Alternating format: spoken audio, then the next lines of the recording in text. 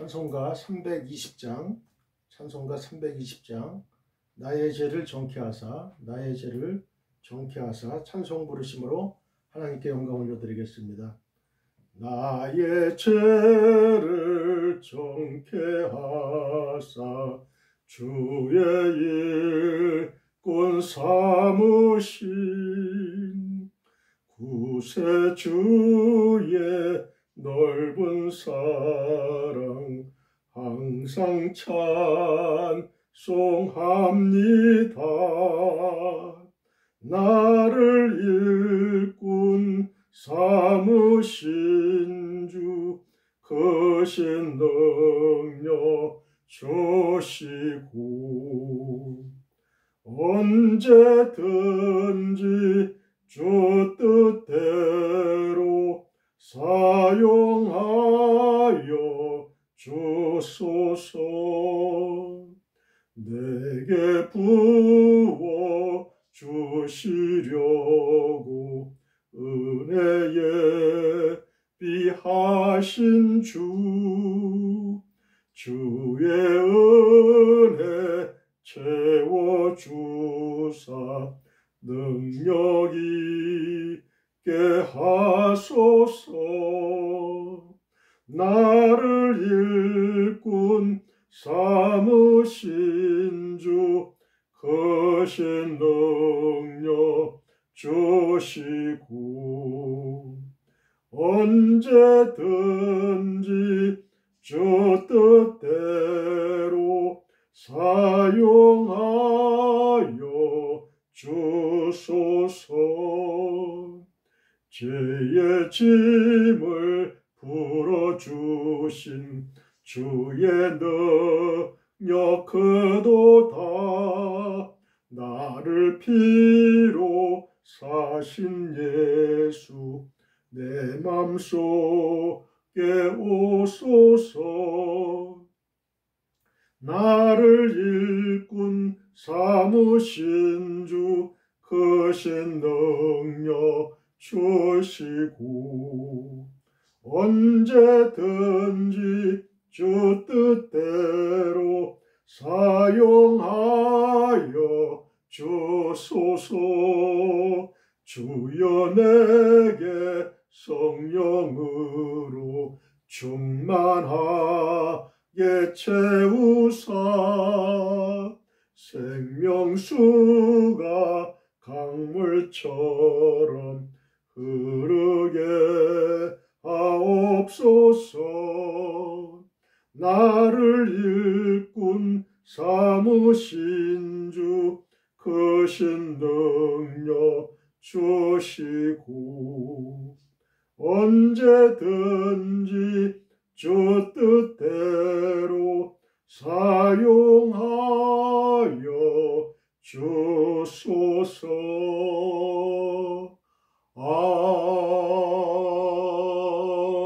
아멘. 할렐루야, 할렐루야. 오늘도 기쁘고 즐겁고 좋은 날입니다. 하나님께서 하늘문을 여시고 하늘의 신령한 복, 땅의 물살의 복, 건강의 복으로 여러분과 여러분의 가정과 또 여러분의 직장, 사업장, 또 여러분의 교회, 이 사회, 대한민국 전 지구촌에 하나님의 복이 충만하게 임하기를 축원드립니다. 할렐루야, 할렐루야. 나의 죄를 정케하사 주의 일꾼 삼으신 우리 주님 예수님, 이제 크리스마스가 이제 며칠 안 남았죠. 하늘나라에 계셨다가 이 땅에 성육신 하셔서 인카네이션 하셔서 마리아의 몸에 성령으로 잉태돼서 태어나신 분, 죄가 하나도 없으신 분, 그분이 하나님의 아들, 바로 그분이 하나님이세요. 그분이 저와 여러분의 그 추악하고 더러운 그 죄를 씻기 위해서, 사하시기 위해서 이 땅에 오신 목적이 바로 그것이죠. 우리는 그 은혜에 대해서 감사, 우리 입에서는 감사 찬송밖에 나올 게 없어요. 나올 게 없어요. 우리가 영원한 죽음, 영원한 지옥으로 갈 수밖에 없는 우리들을 구원하기 위해서, 구원해내기 위해서, 그래서 영원한 천국으로 이끌기 위해서, 하나님의 자녀로 삼기 위해서 예수님은 이 땅에 오셨습니다.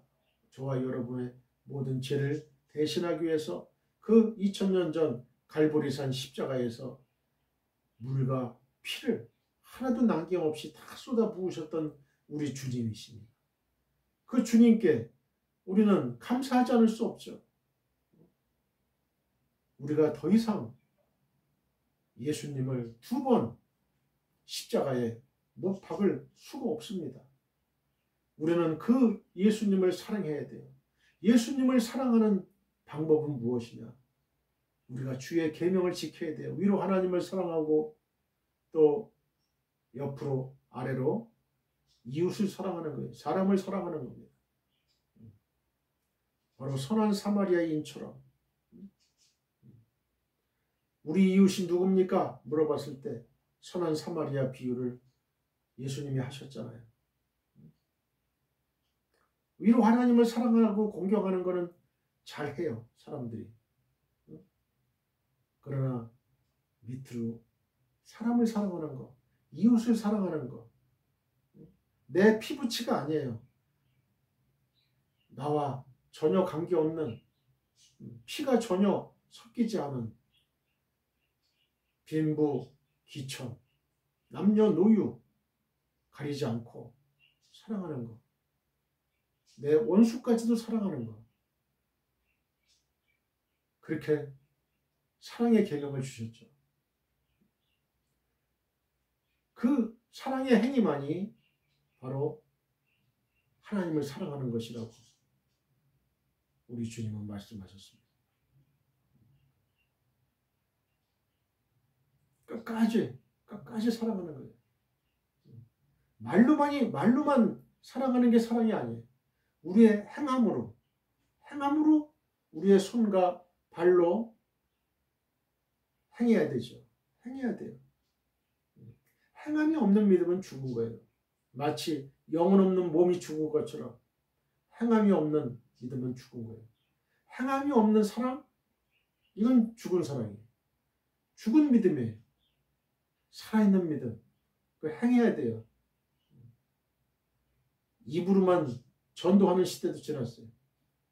이제는 우리의 손과 발로 우리의 선행을 하면서 그야말로 우리의 선행을 통해서 이방인들이 예수님을 믿지 않는 자들이 그야말로 우리의 선행을 통해서 그야말로 하나님이 진짜 살아계신 하나님이구나. 이거를 우리가 보여줘야 돼요. 입증시켜줘야 돼요. 세상 사람들은 우리가 입으로만 하는 사랑 믿지 않습니다. 우리는 깽가리. 사랑이 없으면 우리가 아무리 선한 말을 하고 어떤 선한 행위를 해도 그것은 우리는 깽가리예요. 우리는 깽가리에 불과합니다. 그들의 마음을 감동시킬 수가 없어요.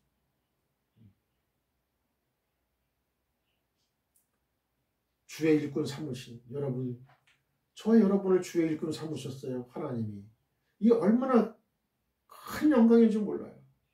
사도 바울은요, 사울에서 큰 자에서 바울이라는 작은 자가 됐죠.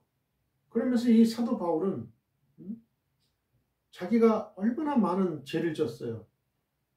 예루살렘에 있는 성도들을 집집마다 찾아다니면서 삭출하고 또 옥에 가두고 또 스데반이 죽는 그 현장에서도 가표 투표를 하고 여러분 그랬던 바울이었어요. 그리고 대제사장의 공문을 받아가지고 다메섹에 사는 또 주의 사람들을 일꾼들을 또 잡기 위해서 공문을 가지고 가는 거예요. 그때 예수님을 만난 이후부터 사도 바울의 인생은 변한 거예요.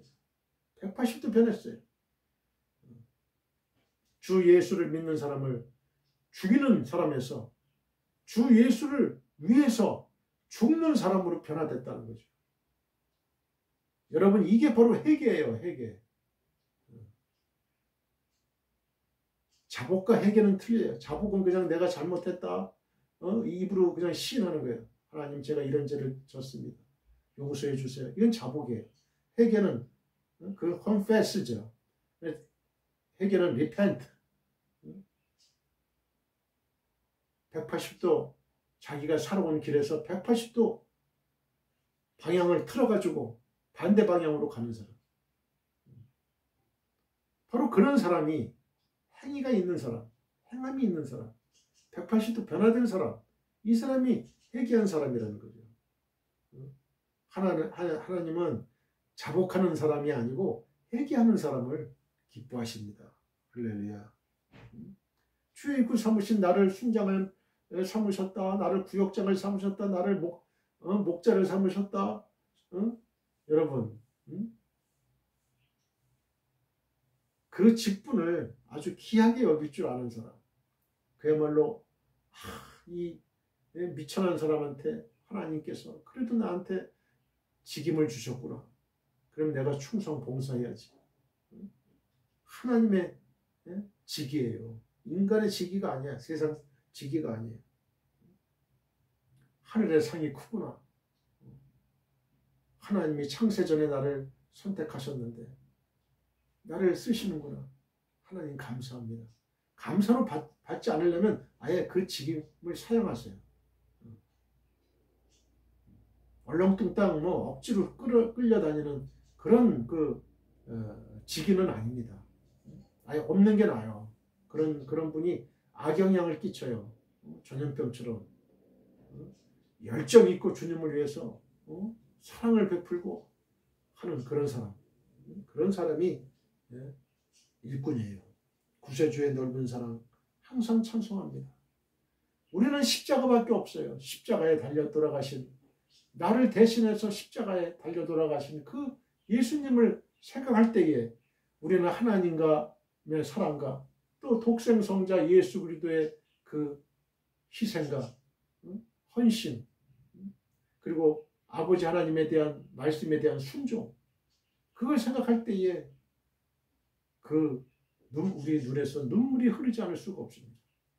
바로 그러한 감격과 그러한 은혜가 없다면 여러분은 지금 믿음과 신앙은 병들어 있는 거예요. 어딘가 모르게 병들어 있는 거예요. 항상 날마다 십자가의 그 사랑을 우리가 보고 생각하고 묵상하면서 우리는 날마다 하나님께 더욱더 가까이 나아가는, 그래서 하나님의 성품을 닮아가려고 또 노력하는, 성령 충만 항상 받으려고 하는 그런 사람이 되어야 되는 거예요. 나를 일꾼 삼으신 주 크신 능력 주시고, 나를 일꾼 삼으신 주 크신 능력 주시고, 우리가 날마다 이 세상이라는 전쟁터에 나갈 때, 여러분, 전쟁터에 나갈 때 군사는 무기를 들고 또 칼을 들고 방패를 들고 또 갑옷 투구를 씁니다. 갑옷을 입고 투구를 써요. 그리고 말씀의 검, 성령의 검을, 성령을 힘입어 나아가는 겁니다. 그런데 우리가 아침에 기도 안 하고 나갈 수 있어요? 하나님께 성령 충만해달라고. 또 우리 주변에 사람들이 다 나를 통해서 예수 그리스도를 믿게 해달라고, 그들에게 성령의 능력이 나가게 해달라고 기도하면서 나가야 돼요. 그렇지 않으면 불안하잖아요. 그죠? 불안한 거야. 우리는 이 세상이라는 싸움에서 영적인 싸움을 먼저 싸워야 되는 거예요. 주 예수 그리스도가 먼저 나의 직장에, 나의 가정에, 이 국가에, 대한민국의 전 지구촌에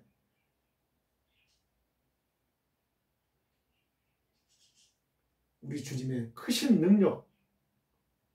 능력으로 그 사탄의 그 악한 세력을 다 물리쳐야 돼요. 그리고 나서야 내가 나갈 수가 있는 거예요. 주님이 사탄과의 전쟁에서 이겼기 때문에 우리는 그 주님 안에서 승리의 삶을 오늘도 살 줄 믿습니다. 시시때때로 초초마다 지금 우리는 죽음을 향해 나아가고 있습니다. 우리가 부모님의 태로부터 낳는 순간부터 우리는 죽음을 향해서 나아가고 있어요.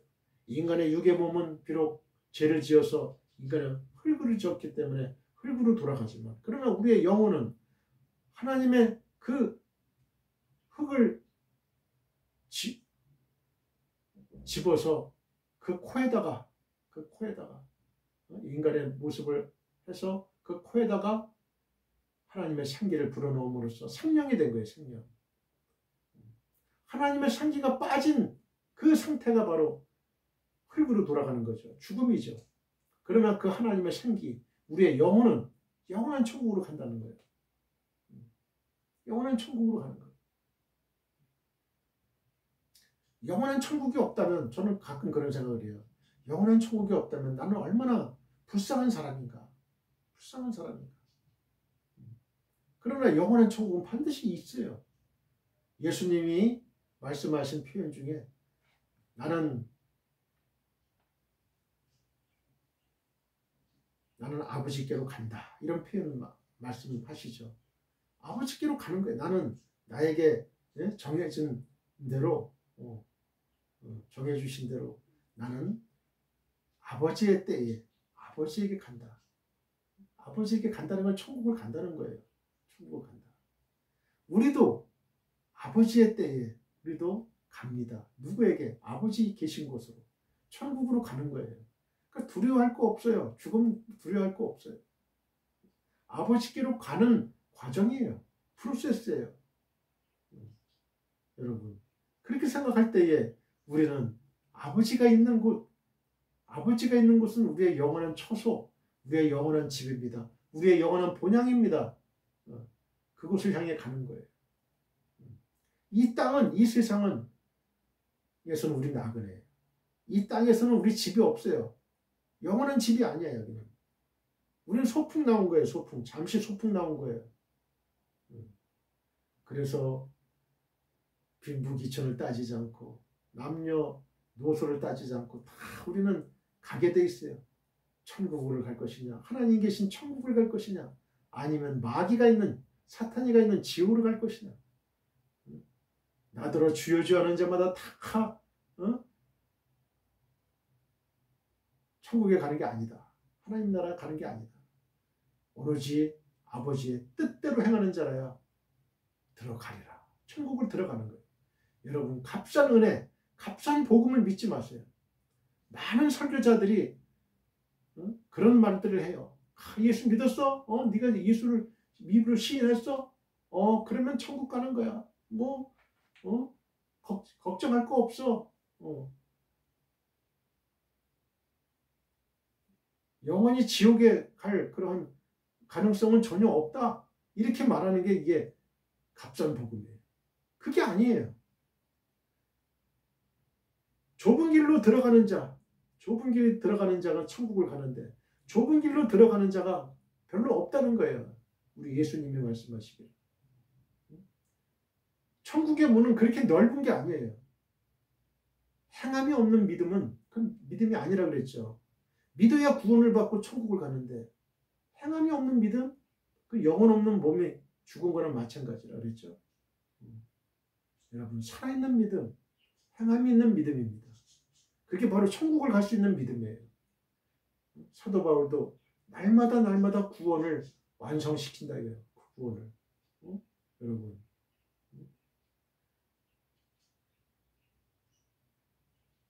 주님의 뜻대로 행하는 자라야 들어가리라. 그건 주님의 말씀이에요. 예수님의 말씀이에요.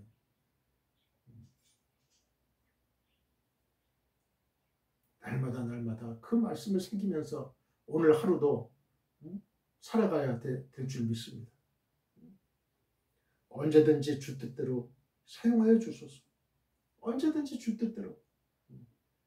그러한 그릇이 준비되어 있어야 돼요. 그릇이 준비되어 있습니다. 주님이 쓸 그릇, 토기장이가 어떤 거는 귀하게 쓸 용도로 만들고 어떤 그릇은 평범하게 그냥 쓸 그릇을 만들고 또 어떤 그릇은 그냥 천하게 쓸 그릇을 만들어요. 오물통이라든지 뭐 그런 거 다 있어야 되는 거예요. 다 있는데 그거는 토기장이 그 주인의 그 의도에 주인의 뜻에 따라 만드는 거예요. 그 토기들이 그릇들이 나는 왜 이렇게 오물통으로 만들었어요? 이렇게 항변할 수가 없다는 거예요. 네가 감히 주인의 뜻을 거슬리겠어? 거슬려서 말을 할 수 있느냐 이거죠. 할 수 없어요. 할 수 없어요.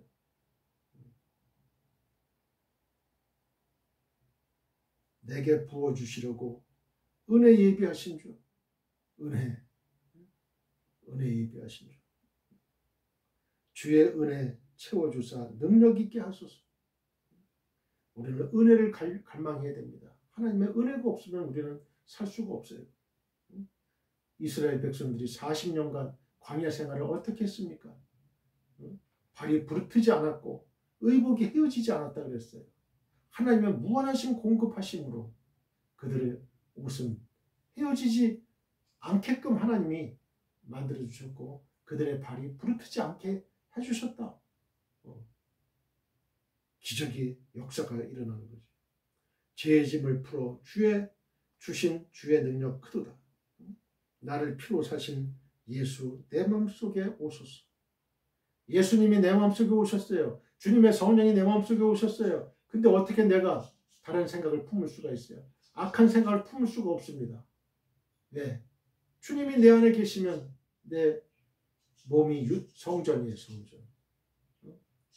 성령을 모신 내 육체라고요. 육체를 귀하게 여겨야 돼요. 육체를. 많은 죄들은 다 몸 밖에서 일어나는 죄지만 음욕의 죄, 음욕의 죄는 내 육신에 직접 죄를 짓는 거예요. 주여 내게 성령으로 충만하게 채우사. 간음의 죄, 간음의 죄. 이건 내 육신의 죄를 직접 짓는 거예요. 내 성전인데, 내 몸이 성전인데.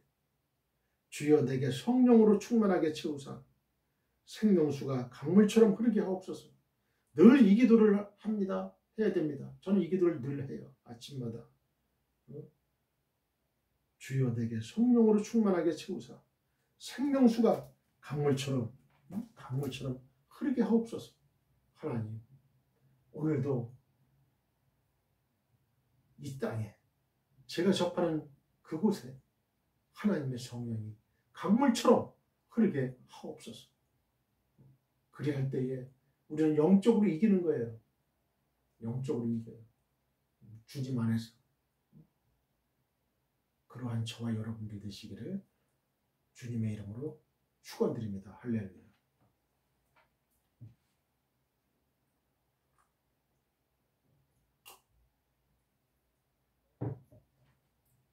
사랑하는 성도 여러분, 우리는 주님의 지상명령을 따라 우리의 일평생을 전도와 선교를 해야 할 책임과 권리를 갖고 있습니다. 너희는 땅끝까지 이르러 내 증인이 되리라고 예수님이 직접 말씀하셨어요. 우리는 우리의 가까운 가족, 친족, 친구, 지인, 회사, 동료 등에게 이태호 목사의 유튜브 그리고 페이스북 등에서 설교 방송을 시청하라고 권하시면 됩니다. 검색창에 이태호 목사 설교라고 치면 저의 설교 영상을 시청하실 수가 있습니다. 다른 이야기는 하지 마시고 하나님의 감동적이고 은혜로운 말씀이 있으니 한번 시청하라고만 하시면 됩니다. 바로 그것이 전도요 선교입니다. Dear fellow believers, we have the responsibility and right to evangelize and do missions throughout our lives according to the Lord's great command. You will be my witnesses to the ends of the earth, said Jesus himself.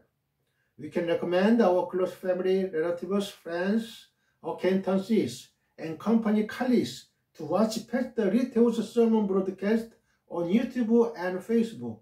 If you type Pastor Riteo's sermon in the search box, you can watch my sermon video. Don't talk about anything else. There are God's moving and gracious words, so you just have to watch it. That these evangelism missions 오늘의 설교 제목은 하나님께 감사하고 하나님의 이름을 송축합시다입니다. 자, 저를 따라해 보세요. 하나님께 감사하고 하나님의 이름을 송축합시다.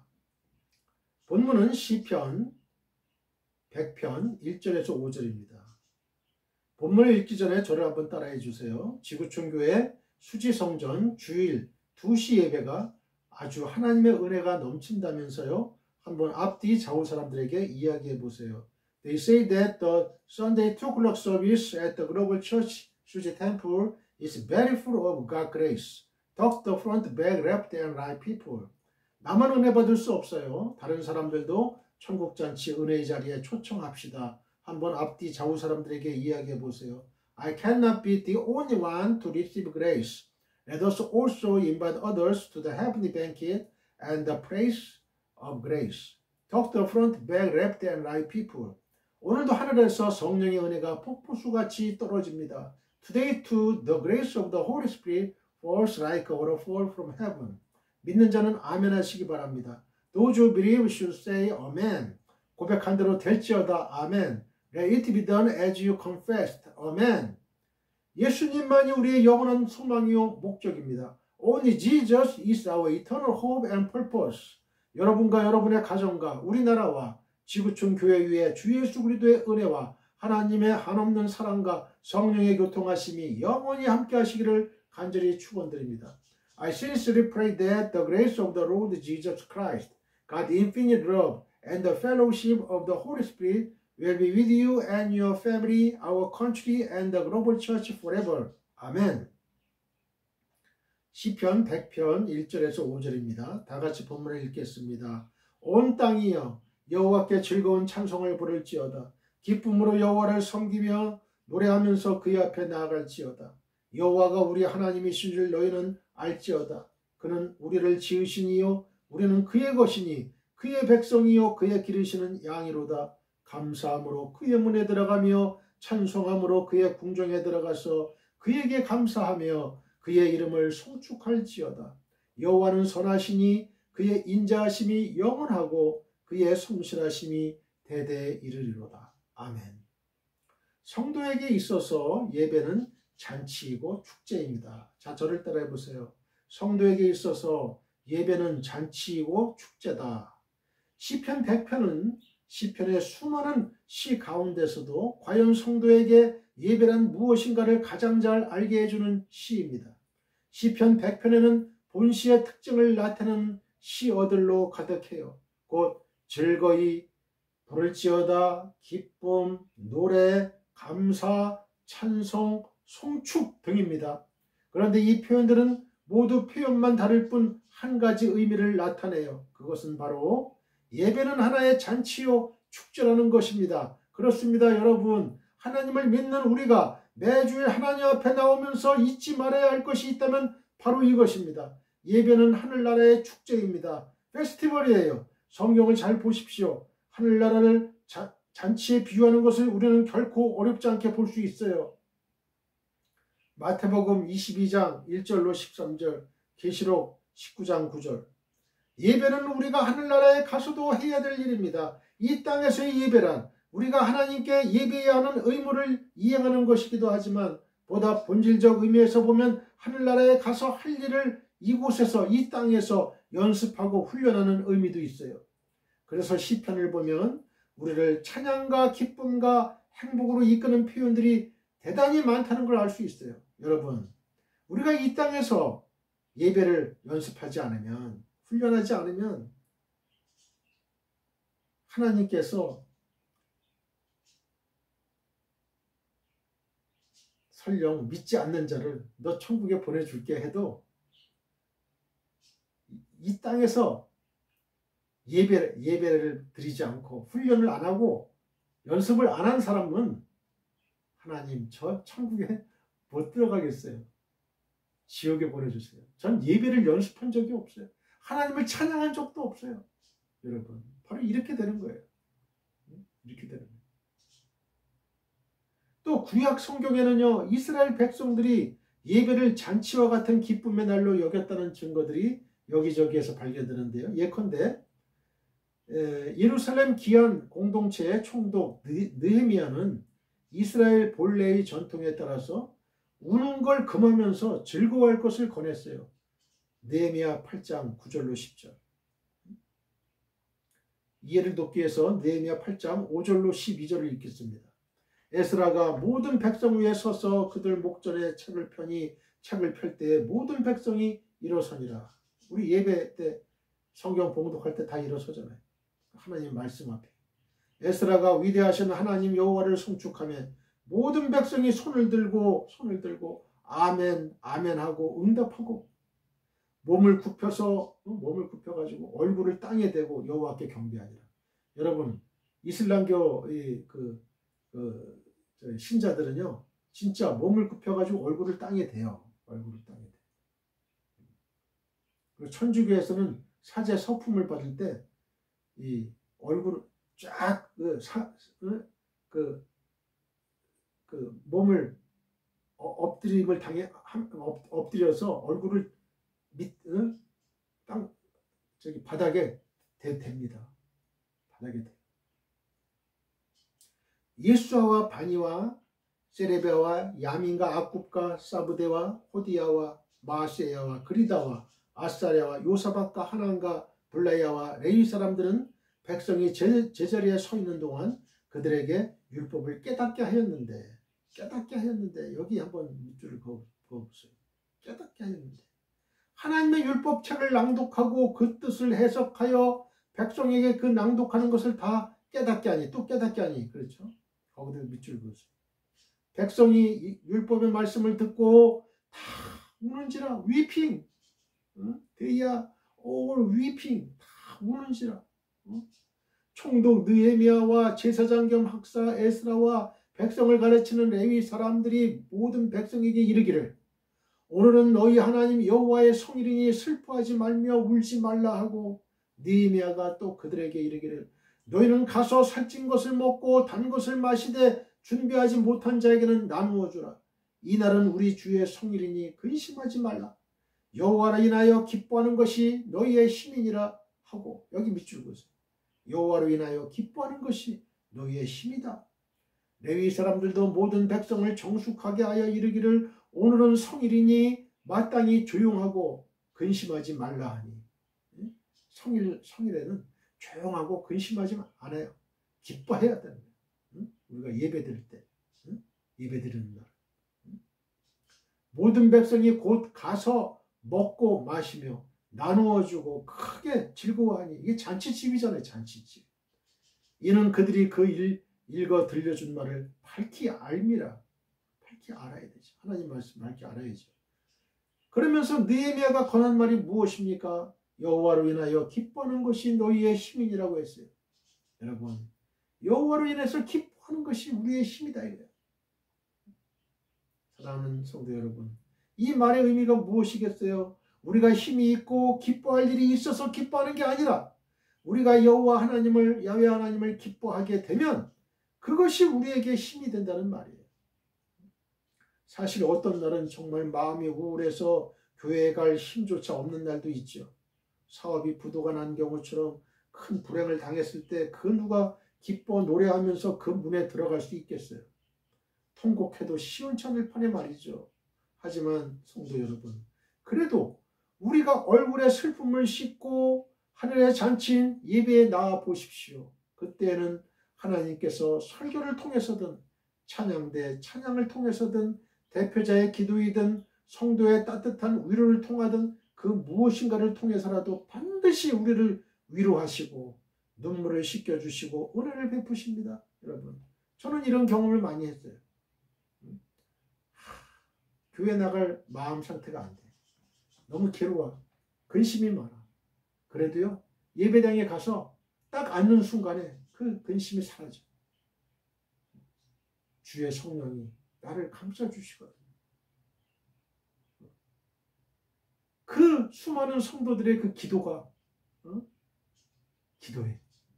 그 성전이 거룩해진 거예요. 그 예배당이 거룩해진 거예요. 하나님의 성령이 계시는 거예요. 그러니까 내 마음이 그냥 근심이 사라지는 거예요. 기쁨이 오는 거예요. 평강이 오는 거예요. 예배당마다 다 그런 건 아니에요. 기도하는 예배당, 하나님이 계신 예배당, 하나님의 임재가 계신 예배당. 여러분 틀려요. 틀려요. 모든 예배당이 다 그런 게 아니에요. 비록 하나님께 나올 때는 통곡하는 심정으로 왔을지라도 돌아갈 때는 기쁨으로 돌아가게 해주십니다. 여러분 참 신비한 일이죠. 예배당에 들어갈 때는 오만 그 걱정 근심 가지고 들어갔는데 나올 때는 하나님 말씀 듣고 나올 때는 근심 걱정이 어디 있었나 할 정도로 하죠. 마음의 기쁨인가 그냥 얼굴이 그냥 환하게 그냥 밝게 비춰지면서 나가는 거예요. 그럴 때 설교자의 저는 큰 보람을 느껴요. 너무나 즐거워요. 즐겁잖아요. 그죠?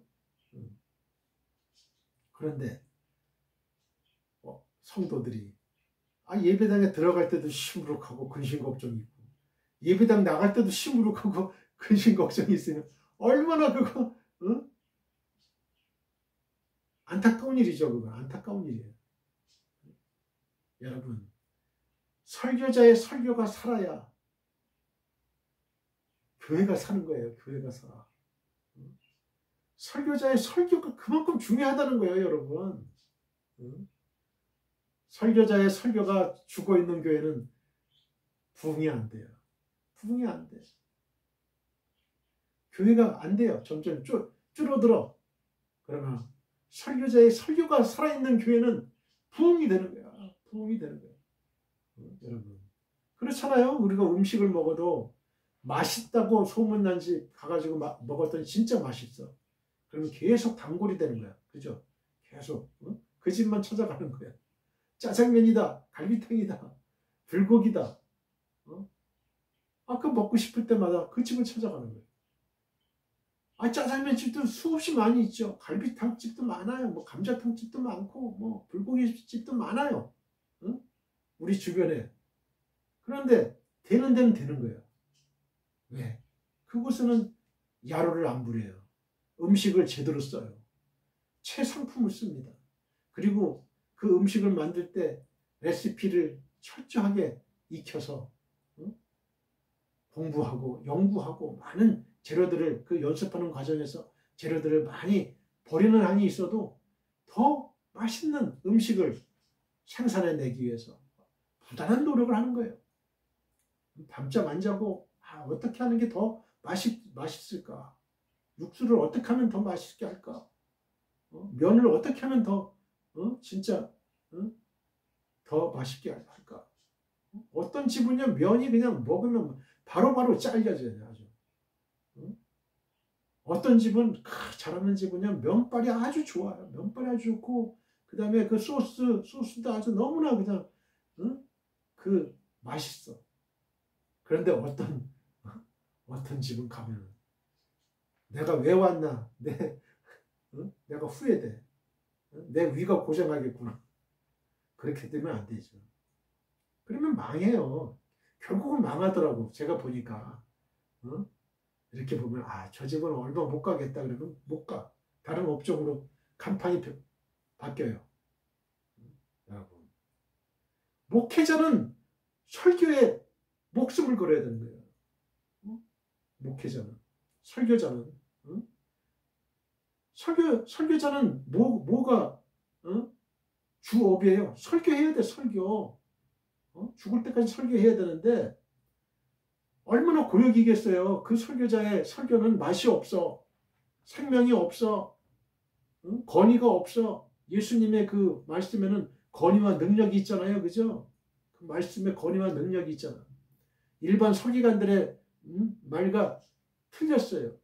그러니까 예수님께로 수많은 무리들이 은혜를 받으니까 오는 거예요. 능력을 받으니까 병을 고치니까 오는 거예요. 여러분 하나님께 기도해야지. 하나님께 설교자가 영성을 회복하고. 그러므로 예배는 반드시 즐거울 때만이 아니라 슬플 때에도 억지로라도 나와야 되는 거예요. 억지로라도 웃음을 짓고 하나님 존전에 나와야 됩니다. 박해의 시대를 살던 초대교회 성도들에게 무슨 기뻐할 일이 있었겠어요. 그들이 잘못하면 잡혀가지고 저 원형 경기장으로 끌려가서 사자의 밥이 되고 그러는 판인데, 하지만 그들의 예배는 늘 기쁨의 예배였던 거예요. 그들은 모든 것을 서로 통용하고 성전에 모이기를 힘썼어요. 그들의 이러한 모습은 결국 온 백성의 칭송을 불러일으켰고 주님께서는 구원받는 사람을 날마다 더하게 하셨습니다. 사도행전 2장 42절로 47절. 성도에게 있어서 예배는 잔치이고 축제예요. 그러므로 여러분은 이 기쁨의 예배, 축제 예배에 기쁨으로 참여하시고 이 기쁨을 양껏 얻어가시고 또 여러분 자신이 적극적으로 이 날을 축제와 잔치의 날로 만드시기를 축원드립니다. 시편 118편 24절. 이 날은 여호와께서 정하신 것이라. 이 날에 우리가 즐거워하고 기뻐하리로다. 요한복음 4장 23절. 아버지께 참되게 예배하는 자들은 영과 진리로 예배할 때가 오나니 곧 이때라. 아버지께서는 자기에게 이렇게 예배하는 자들을 찾으시느니라. 아버지께서는 하나님께 이렇게 예배하는 자들을 찾으신다는 거예요. 하나님이 찾는 저와 여러분들 되시길 바랍니다. 예배하는 성도의 기쁨과 감사는 넘쳐 흘러서 믿지 않는 세계로 향해야 됩니다. 1절, 2절은 물론이고요. 3절에서 5절까지 해서 찾아볼 수 있는 기쁨의 특징은 그 대상이 특정된 게 아니고 온 세상을 향하고 있다는 점이에요. 바로 이러한 특성 때문에 성경은 예배와 하나님 나라를 잔치에 자주 비유하고 있는 거예요. 본래 잔치란 초청하는 사람과 초청을 받는 대상이 있죠. 그죠? 하지만 그 기쁨이 흘러 넘칠 때는 달라져요. 이를테면 초청 대상을 가리지 않습니다. 기쁨이 클 때에는 아무나 와도 좋소라는 잔치가 돼요. 본시는 이와 같은 기쁨과 감사의 감정 혹은 만민을 초청하는 예배의 특징을 잘 표현해 줍니다. 전반적인 내용을 보면 하나님께 예배하는 시인의 기쁨이 너무 커서 도저히 그 기쁨을 감추질 못해요. 기쁨을 감추지 못해요. 감추지 못하는 게 몇 개 있는데 기쁨을 감추지 못해. 또 가난한 걸 또 감추지 못해요. 사람은. 가난한 거. 그리고 그 사람의 그 인품을 감추지 못해요. 그 사람의 성격을 감추지 못해요. 다 나타나게 돼 있어요. 말 한마디 몇 마디 하면 그 사람의 인품이 어떻고 성격이 어떻고 다 나오잖아요. 그죠? 그 기쁨을 홀로 소유하지 못하는 거예요. 너무 기쁘면 우리가 너무 기쁘면 복음에 그 열정이 있으면 나 혼자 가질 수가 없어요. 나눠줘야 돼. 물이 마치 그릇에 흘러 넘치면 주변에 흘러 넘치듯이 바로 그는 온 땅을 향해 기쁨으로 나아가서 하나님께 예배하자고 권유하는 사람이에요. 예배합시다. 하나님께 예배합시다. 너무 기쁘니까 자기가. 이 기쁨은 그가 느끼고 있고 누리고 있는 것이지만 그만의 것이 아니에요. 그것은 함께 누릴 수 있고 함께 누려야만 하는 거예요. 어떤 직접적인 명령을 받지 않더라도 본능적으로 그렇게 외치게 돼 있어요. 나 너무 행복해. 나 너무 기뻐. 여러분, 오늘 우리가 하나님께 예배하는 자라고 할 때 이르러야 하는 목표가 바로 이거예요. 우리는 이 기쁨의 소유자가 돼야 돼. 주의 은혜가 너무 크고 고마워서 기쁨과 감사가 흘러넘쳐서 이웃을 향한 강건과 초청으로 발상이 돼야 되는 거예요. 이거는 누가 강건해서 강제적으로 그렇게 하라고 해서 되는 게 아니에요. 자연스럽게 자동적으로 되는 거예요. 이건 자동적으로. 기쁨과 감사가 흘러넘쳐요. 하나님께 대한 기쁨과 감사가 너무 흘러넘쳐. 성령의 충만함으로. 그러면 어떻게 돼요? 하나님의 은혜가 너무 크고 고마워요. 그러면 이웃을 향해서 초청 안 하겠어요? 우리 교회 한번 와봐. 예수를 믿어야 돼. 나처럼 예수를 믿어. 여러분, 예수님을 만난 빌립을 보십시오. 빌립은 예수님의 명령이 아니더라도 그 친구인 나다나엘을 찾아가서 예수님 앞으로 강력하게 초청했습니다. 요한복음 1장 45절. 수가상의 여인조차 그간에 부끄러움도 있고 또 자기가 물길로 왔다는 사실도 잊은 채 자기 마을 사람들을 강력하게 예수님 앞으로 초청했어요. 요한복음 4장 2절 29절. 여러분, 수가상의 여인은 사람들의 시선이 뜨거워서 정오에 물길로 혼자 온 거예요. 남의 시선을 피해서 부끄러우니까. 남편 5을 바꿔치웠고 지금 있는 남편도 네 남편이 아니다. 예수님 말씀하셨잖아요. 부끄러움도 잊어버리는 거예요. 부끄러움도. 내가 메시아를 만났다. 와서 봐라. 아주 마을 사람들한테 전하잖아요. 그죠? 부활의 그리스도를 만난 막달라 마리아와 다른 마리아 역시 너무 기뻐가지고 한숨에 다른박질해서 이 큰 기쁨의 소식을 제자들에게 알렸죠. 마태복음 28장 8절. 사랑하는 성도 여러분, 여러분 가운데 이러한 감격과 감사가 있습니까? 전하지 않고는 견딜 수 없는 넘치는 기쁨과 행복이 있나요? 끓어오르는 열정이 있습니까? 오늘 우리에게는 이것이 있어야 되는 거예요. 이런 모습을 갖추고 있는 자가 진정한 성도입니다. 그의 영혼은 비록 모진 세파에 시달린다 할지라도 시들어 죽어갈 수 없습니다. 또 우리가 사람들에게 복음의 소식을 전할 때에도 기쁨과 행복의 모습으로 전할 때 사람들의 마음에 진정한 변화가 일어날 수가 있어요. 저는 가끔 제가 어릴 때 교회를 이 교회 저 교회 이렇게 해서 나오는 성도들 얼굴을 봐요. 그런데 이 A 교회는 성도들이 그냥 웃음꽃이 피어가지고 웃으면서 그냥 기뻐하는 모습을 봐요. 근데 저 B 교회는 예배 드리고 나오는 성도들 모습이 찡그려지고 근심 걱정이 있어요. 틀려. 그럼 어느 교회를 가고 싶어요? 어느 예배당을 가고 싶어요? A 예배당 가고 싶죠. A 예배당 가고 싶은 거예요. 그리고 믿지 않는 사람들도, 이방인들도, 세상 사람들도 교회 가면 뭔가 있나? 하고 교회 관심 있는 거예요. 바로 여러분과 제가 바로 이런 사람들이 되어야 되는 거예요.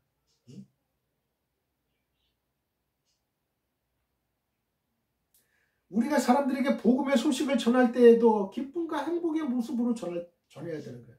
항상 웃으면서 기쁨으로. 진짜 기쁘잖아요. 그죠? 감사하잖아요. 고맙잖아요. 우리가 영원한 지옥에서 영원한 천국으로 가는 그 티켓을 얻었는데 얼마나 기쁘겠어요, 여러분. 미국의 시민권 하나 얻는 것도 그렇게 기쁜데. 여러분, 우리가 천국 시민권을 가졌다 이거예요. 그럴 때 사람들의 마음에 진정한 변화가 일어나는 거예요.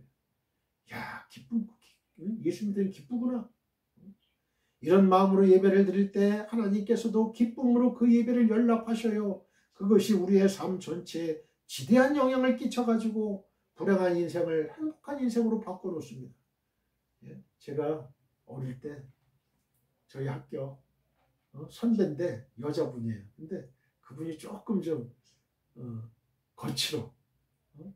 조금 좀 귀신에게 좀 씌인 것 같아요.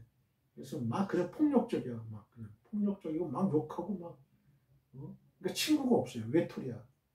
그런데요, 제가 몇 년 후에 예배당을 지나가다가 그분을 만난 거예요. 그런데 그분의 이 얼굴의 모습이 바뀌었어요. 눈빛이 바뀌었어요.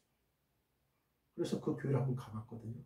가가지고 이제 서로 얘기를 하니까 그 전에 그랬던 모습이 사라졌어요. 온유한 모습, 친절한 모습으로 제정신이 돌아온 거예요. 여러분, 귀신이 떠나간 거예요. 예배를 드릴 때, 말씀을 들을 때, 성경 말씀 읽을 때, 찬양 소리를 들을 때 마귀가 쫓겨나는 거예요. 그런 모습, 변화된 모습을 봤어요. 부정적이던 인생을 적극적인 인생으로, 타락과 태폐로 얼룩진 인생을 생산적이고 경건한 인생으로 바꿔놔요. 진정 여러분은 기쁨과 감사가 흘러넘쳐서 세계 땅끝까지, 땅끝으로 달려나가는 성도가 되시기를 간절히 소망합니다. 시편 42편 1절로 5절입니다. 하나님이여 사슴이 시냇물을 찾기에 갈급함같이 내 영혼이 주를 찾기에 갈급하니이다. 내 영혼이 하나님 곧 살아계시는 하나님을 갈망하나니 내가 어느 때에 나아가서 하나님의 얼굴을 배울까? 사람들이 종일 내게 하는 말이 네 하나님이 어디 있느냐 하오니 내 눈물이 주야로 내 음식이 되었도다. 눈물이 내 음식이 되었다. 내가 전에 성의를 지키는 무리와 동행하여 기쁨과 감사의 소리를 내며 그들을 하나님의 집으로 인도하였더니 이제 이 일을 기억하고 내 마음이 상하는도다. 내 영혼아, 내가 어찌하여 낙심하며 어찌하여 내 속에서 불안해하는가? 너는 하나님께, 살아계신 하나님께 소망을 두라. 그가 나타나 도우심으로 말미암아 내가 여전히 찬송하리로다. 아멘. 할렐루야. 이사야 40장 9절로 11절입니다. 아름다운 소식을 시온에 전하는 자여, 너는 높은 산에 오르라. 아름다운 소식을 예루살렘에 전하는 자여, 너는 힘써 소리를 높이라. 두려워하지 말고 소리를 높여 유다의 성읍들에게 이르기를 너희의 하나님을 보라 하라. 보라, 주 여호와께서 장차 강한 자로 임하실 것이요 친히 그의 팔로 다스리실 것이라. 보라, 상급이 그에게 있고 보응이 그의 앞에 있으며 그는 목자같이 양떼를 먹이시며 어린 양을 그 팔로 모아 품에 안으시며 젖먹이는 암컷들을 온순히 인도하시리로다. 아멘. 할렐루야. 하나님께 감사 생활을 어떻게 해야 할 것인가를 교훈해 주는 내용의 글이 있습니다. 한 여학생의 글입니다. 버려도 전혀 아까운 생각이 들지 않을 정도로 낡고 찌그러진 아빠의 신발을 볼 때마다 나는 견딜 수 없이 우울하고 슬프기만 했습니다. 내가 이런 비참한 마음을 갖기 시작한 것은 아빠가 실직한 이후부터였습니다. 아빠의 실직 이유를 나는 아직도 알지 못하지만 아빠는 그 일로 몹시 괴로워하셨습니다. 오늘 여학생의 글이에요. 가끔 주무시다가도 몸을 부르르 떠시던 모습은 마치 활동사진처럼 내 기억 속에 생생합니다. 실직하신 지 3개월쯤 되었을 때 아빠는 어느 회사의 신입사원으로 새로 입사하셨습니다. 그러나 예전 회사와는 전혀 다른 업종의 회사였는지라 아빠에게는 여러 가지 어려움이 많았었나 봅니다. 입사한 지 1개월이 조금 지나 아빠는 다른 사람들이 꺼려하는 출장 근무를 자원하셨고 회사의 허락을 받은 아버지는 그 이후 늘 출장만 다니게 되었습니다. 처음에는 3일, 4일이었던 출장이 조금 지나서는 1주, 2주로 늘어나더니 요즘에 와서는 한 달에 한 번씩만 겨우 집에 들어오십니다. 아빠가 출장을 다녀오실 때마다 아빠의 구두는 검정색인지 황토색인지 구별하기 어려울 정도였습니다. 아빠는 어딘지는 알 수 없으나 거의 매일 걸어 다니는 것이 분명했습니다. 그나마 어느 구두도 그리 오래 가지는 못했습니다. 원래 낡았던 구두가 어느샌가 뒷굽도 다 닳고 아픈 입을 벌리고 있었던 것입니다. 아빠는 그 낡은 구두를 몇 번이나 수선했지만 이제는 더 이상 수선마저 불가능하게 되었을 때 아빠는 가장 값싼 운동화를 사 신으셨습니다. 우리 남매를 키우시느라 구두를 살 형편이 되지 못했던 것입니다. 그 운동화 역시 한번 출장을 다녀오시면 금방 낡은 신발이 되고 말았습니다. 아빠의 그 신발을 볼 때마다 나는 가슴이 아파 견딜 수가 없었습니다. 그래서 다가오는 아빠의 생신 때에는 반드시 구두를 선물해 드리리라 다짐을 했습니다. 하지만 용돈을 따로 받아 모을 형편이 아니었기 때문에 학교 오갈 때 버스를 타는 대신 걸어 다니기 시작했습니다. 몇 주 지나지 않아 금세 2,000원이 모였습니다. 몸은 피곤했지만 마음은 한없이 기뻤습니다. 그리고 몇 달이 지난 어느 토요일 오후였습니다. 소복히 쌓인 은행잎들을 밟으며 중앙청 앞길을 걸어 집으로 향해 가던 중 저 앞에 웬 키 작은 남학생 한 명이 낙엽을 터벅터벅 밟으며 힘없이 걸어가는 모습이 보였습니다. 내가 빠른 걸음으로 다가가 동생의 팔을 잡으면서 말했습니다. 너 왜 자꾸 누나 말 안 듣니? 넌 아직 어려서 걸어다니면 피곤해. 성적 떨어진다고. 반드시 버스 타고 다니라고 했잖아. 동생이 퉁명스럽게 말했습니다. 그럼 난 아빠 구두값을 어떻게 모으란 말이야? 나는 동생에게 애원하듯 말했습니다. 누나가 다 모을 테니까 넌 걱정하지 말랬잖아.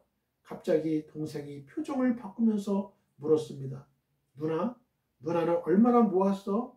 2,500원이란 대답을 들은 동생이 흥분한 목소리로 말했습니다. 그럼 내가 모은 것과 합하면 웬만한 구두는 살 수 있겠다. 누나, 나 그동안 2,000원 모았어. 잘했지?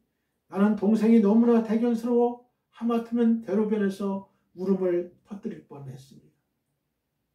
일주일이 지난 다음 토요일, 동생과 나는 남대문 시장에서 10,000원짜리 구두를 샀습니다. 그리고 예쁘게 포장한 다음 며칠 남지 않은 아빠의 생신을 기다렸습니다. 아빠가 그날만큼은 꼭 집에 오시기를 간절히 바라면서 말입니다. 마침 동생이 풀이 죽어 있었습니다. 너 왜 그래? 어디 아파? 아빠가 오늘 못 오신대. 그러니까 구두를 드릴 수가 없잖아. 동생의 눈에서 눈물이 흐르고 있었습니다. 다 낡아 빠진 싸구려 운동화를 신고 지금도 어느 길 우회선가를 걷고 계실 아빠를 생각하자 어느새 내 눈에도 뜨거운 이슬이 한 방울씩 맺히고 있었습니다. 그러나 그것은 아쉬움의 눈물이었을 뿐 더 이상 슬픔의 눈물은 아니었습니다. 우리에게는 아빠에게 드릴 새 구두가 있었기 때문입니다. 여러분,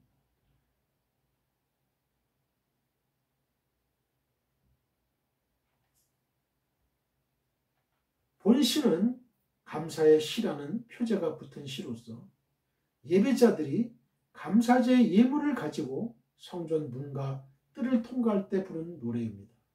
인간과 하나님과의 관계가 어떠한 관계인가를 분명히 밝혀주고 하나님께 감사하고 찬송합니다. 우리도 감사하고 찬송하며 삽시다. 하나님의 은혜에 우리는 감사하고 찬송해야 됩니다. 여러분, 우리를 지으신 하나님께 감사하며 여호와의 이름을 송축하며 삽시다. 자, 저를 따라해 보세요. 우리를 지으신 하나님께 감사하며 여호와의 이름을 송축하며 삽시다. 송축이라는 말은요, 경사를 기리고 축하한다는 얘기예요. 그는 우리를 지으신 자시요 인간을 창조하신 분은 하나님이십니다. 특별히 성경은 하나님께서 인간을 창조하실 때 자신의 형상대로 창조하셨다고 기록하고 있어요. 창세기 1장 26절. 하나님이 가라사대 우리의 형상을 따라 우리의 모양대로 우리가 사람을 만들고 그로 바다의 고기와 공중의 새와 육축과 온 땅과 땅에 기는 모든 것을 다스리게 하자라고 합니다. 모든 인간은 하나님으로부터 그의 거룩한 성품을 부여받은 가장 존귀한 존재라는 사실입니다. 그러므로 인간은 최초의 범죄로 말미암아 그러한 거룩한 속성이 많이 손상되었다고 할지라도 여전히 하나님의 거룩한 속성과 성품을 간직하고 있는 존재요. 따라서 모든 인간은 가장 존귀한 존재인 것입니다. 그러한 존재이기에 하나님께서는 독생자를 보내셔서 십자가에 죽이기까지 하시면서 모든 인류를 대속하셨던 것입니다. 또 예수 그리스도께서도 인간을 천하보다 귀하게 대해 주셨습니다. 마태복음 16장 26절.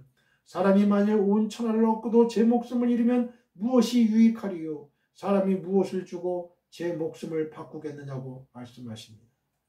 따라서 우리는 자신과 이웃을 대할 때 죄와 허물만을 보아서는 안 돼요. 그 영혼 속에 내재하고 있는 하나님의 형상을 보아야 됩니다.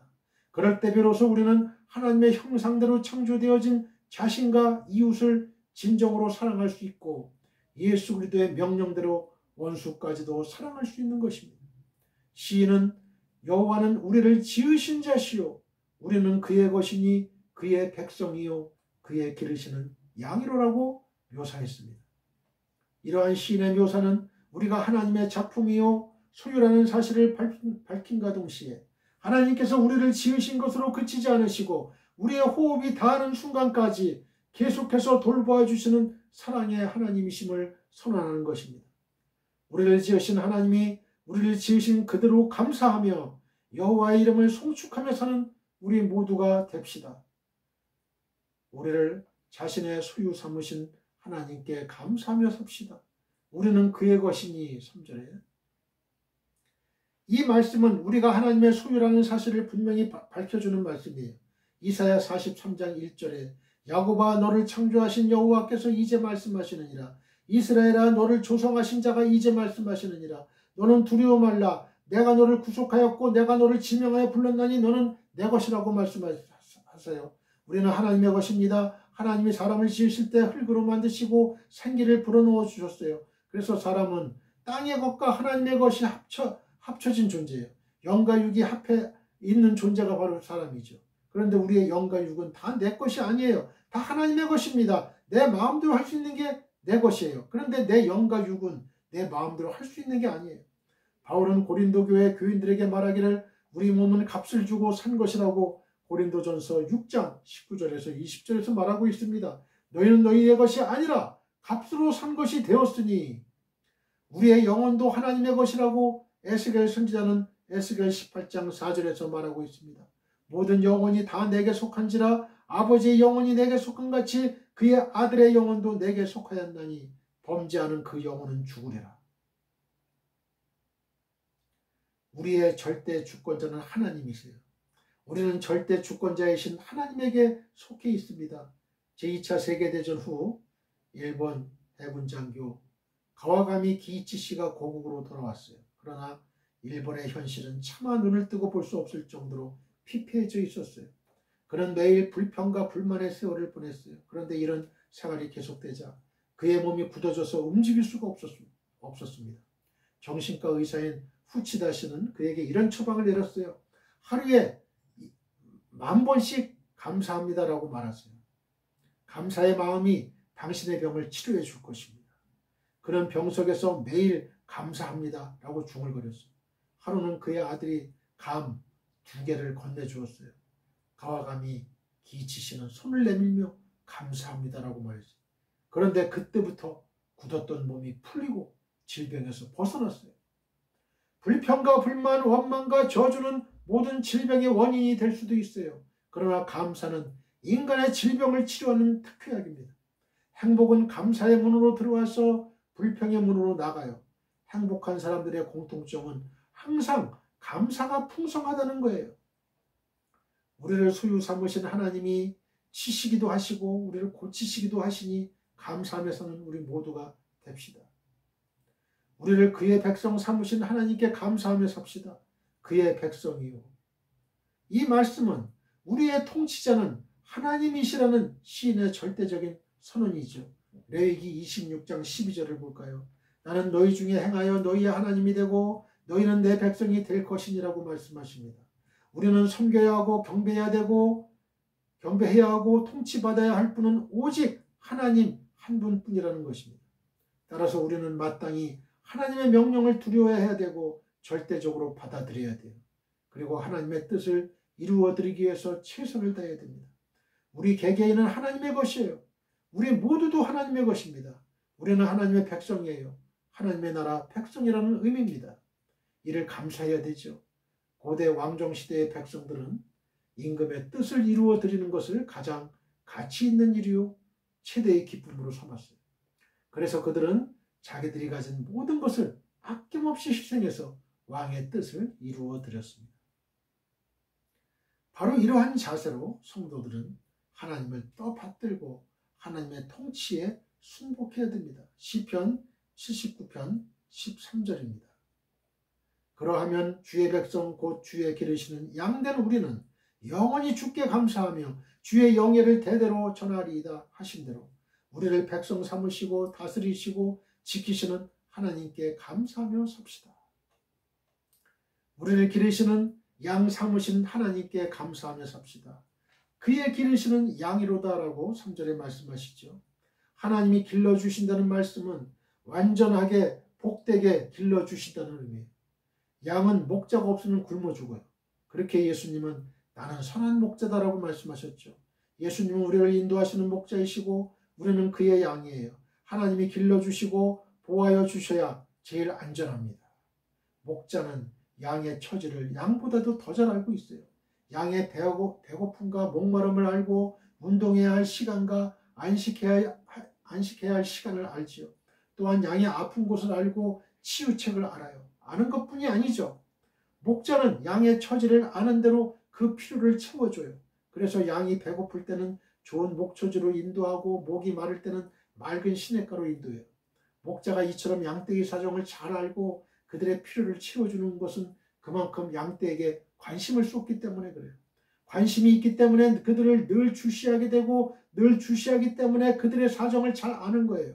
그런데 이렇게 목자가 양떼에게 쏟는 것과 같은 지극한 관심과 보살핌은 목자에게만 있는 게 아니에요.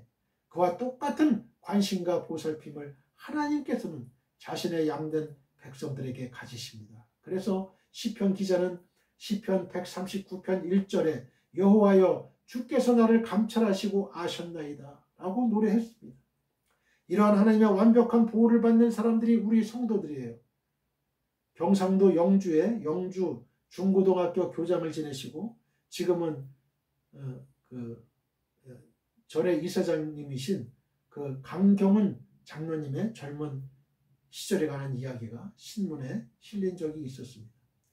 이 강 장로님이 일제 마렵에 보급대로 끌려가가지고 채석장에서 일을 하게 되었다고 합니다. 채석장의 하루 일과는 아침 일찍 일어나서 바위들마다 구멍을 뚫고 그 구멍들마다 다이너마이트를 집어넣는 작업을 점심시간 이전까지 합니다. 그리고는 점심시간 바로 직전 다이너마이트를 터뜨려 놓고 돌을 부서뜨린 후에 점심을 먹고 또 오후에는 돌을 나른다고 해요. 이날도 어김없이 오전 일을 마치고 다 같이 둘러앉아서 점심을 먹게 되었어요. 강 장로님은 그날도 변함없이 하나님을 믿는 자녀로서 식전에 하나님 앞에 간절한 마음으로 식전 감사기도를 하고 있었어요. 그런데 어디선가 개 한 마리가 와서 기도하는 장로님의 도시락을 물고 가는 거예요. 장로님은 기도를 마치고 보니 개가 자신의 도시락을 물고 저만치 가고 있는 것을 봤어요. 옆에 있는 많은 사람들이 얼마나 조롱했겠어요. 배고픈데 빨리 먹지 무슨 기도는 기도냐. 하나님이 계시다면 저 도시락도 안 지키시고 어디 계신가 하면서 조롱을 했어요. 그런데 장로님은 도시락을 찾으러 개를 쫓아가는데 장난을 치듯 개는 잡힐 만큼 가까이 가면 얼른 도망가고 천천히 가면 개도 천천히 가면서 어느새 100여 미터를 넘어서 200여 미터 가깝게 갔을 때 이상하게 그 개는 도시락을 놓고 다른 곳으로 가는 것이었어요. 그래서 장로님이 도시락을 주워서 돌아서는 순간 다이너마이트가 꽝 하면 터지는 것이었어요. 도대체 어떻게 된 일입니까? 오전에 바위구멍에 넣어두었던 그 다이너마이트가 다 터진 줄 알았는데 그 중에 불발탄이 있었던 거예요. 결국 그곳에 모여 점심을 먹던 사람들이 다 죽고 개에게 도시락을 빼앗겨서 멀리 온 강 장로님만 살아남게 된 거예요. 이처럼 하나님의 사랑은 하나님이 지키시는 줄로 믿습니다. 하나님은 도시락을 빼앗은 게 아니라 그 수고를 통해 그의 생명을 살리셨음을 깨달으시길 바랍니다. 우리를 지으신 자시며 우리를 자신의 소유 삼으시고 백성 삼으시며 기르시는 양 삼으신 하나님께 감사하며 사는 우리 모두가 됩시다. 할렐루야. 감사와 찬송은 예배의 문을 여는 열쇠예요. 자, 저를 따라해 보세요. 감사와 찬송은 예배의 문을 여는 열쇠다. 4절에서 시인은 감사함으로 그의 문에 들어가며 찬송함으로 그의 궁정에 들어가서 그에게 감사하며 그의 이름을 송축할지어다 라고 촉구하고 있습니다. 사랑하는 성도 여러분, 이 말씀의 진정한 의미가 무엇이겠어요? 바로 예배의 문을 여는 열쇠가 감사와 찬송임을 말해주는 것이에요. 그렇습니다, 여러분. 우리는 주일날 예배드리러 올 때 교회의 문을 열고 들어오는데 아무런 지장이 없어요. 누구든지 교회의 문을 열고 예배드리러 나올 수 있습니다. 다만 문제는 과연 그렇게 문을 열고 들어왔다고 해서 예배의 문, 하늘 보좌의 문까지 열렸다고 말할 수 있겠느냐는 거예요. 시인의 이 고백, 이 선언에 따르면 아니라는 거예요. 여러분, 다니엘의 경우를 보세요. 그는 자신에게 박해가 찾아왔을 때에 예루살렘을 향연한 창문을 열고 하나님께 하루에 3번씩 기도했어요. 자기가 기도하는 모습을 대적에게 보여서는 안 되었지만 그는 과감하게 예루살렘으로 향연한 창문을 열었습니다. 그리고 하나님께 감사했습니다. 다니엘서 6장 10절. 이처럼 다니엘은 전혀 감사할 수 없는 상황에서 하나님께 감사함으로써 하늘의 문, 보좌의 문을 열었다고 하는 사실이에요. 또 바울과 실라가 빌립보 감옥에 갇혔을 때도 이와 유사한 일이 일어났죠. 당시 옥문은 굳게 닫히고 그들은 착고에 매여 있었어요. 그런데 그들은 한밤중에 일어나 하나님을 찬양했어요. 사도행전 16장 25절. 그때 어떤 일이 일어났습니까? 그들이 직접 옥문을 열 수는 없었지만 하나님께서 감동하시자 지진이 일어나가지고 옥문이 열리고 착고가 풀리는 하나님의 기적의 역사가 일어났어요. 즉 그들의 감사와 찬양이 하늘문, 하나님의 보좌의 문을 열었던 거예요. 그뿐입니까? 그것은 간수의 마음의 빗장까지 열리게 해서 그와 그의 가족까지 구원받는 역사가 일어났습니다. 그렇습니다, 여러분. 이와 같은 사실은 우리가 감사와 찬양으로 나아갈 때에 우리 눈에는 보이지 아니하지만 하늘 보좌의 문이 열리고 하나님과 교류가 이루어지며 우리가 무엇을 구해도 들어주신다는 사실을 보여주는 거예요. 너희가 내 안에 내가 너희 안에 있으면 무엇이든지 원하는 대로 구하라. 그리하면 이루리라 말씀하셨습니다. 그래서 성경은 우리에게 그 어떤 고민되는 상황에서도 감사함으로 하나님께 아뢰라고 말하고 있습니다. 빌립보서 4장 6절. 에베소서 5장 19절에 시와 찬송과 신령한 노래들로 서로 화답하며 너희의 마음으로 주께 노래하며 찬송하라고 가르치고 있습니다. 마음의 감사함으로 하나님을 찬양하라고 가르치고 있습니다. 골로새서 3장 16절. 물론 그것이 말처럼 그렇게 쉽지는 않아요. 특히 삶이 힘들고 괴로울 때는 더욱 그렇습니다. 하지만 보세요. 그렇기 때문에 더욱 하나님께서 하늘 보좌문을 여시고 우리의 예배를 받으시고 우리의 기도를 들으시는 거예요. 이 점을 생각하셔서 주일날 교회에 나오실 때 감사와 찬양을 통하여 하나님 보좌의 문을 열고 하나님께 온전히 영광을 돌려드리고 또 여러분의 간절한 기도들 역시 응답받게 되기를 축원드립니다. 할렐루야. 역대상 16장 4절로 6절입니다. 또 레위 사람을 세워 여호와의 궤 앞에서 섬기며 이스라엘 하나님 여호와를 칭송하고 감사하며 찬양하게 하였으니 아삽은 우두머리요 그 다음은 스가랴와 여이엘과 스미라목과 여이엘과 마띠디아와 엘리압과 분하야와 오베데돔과 여이엘이라. 비파와 수금을 타고 아삽은 재금을 힘있게 치고 제사장 분하야와 야하시엘은 항상 하나님의 언약궤 앞에서 나팔을 부니라. 시편 18편 49절. 여호와여 이러므로 내가 이방 나라들 중에서 주께 감사하며 주의 이름을 찬송하리이다.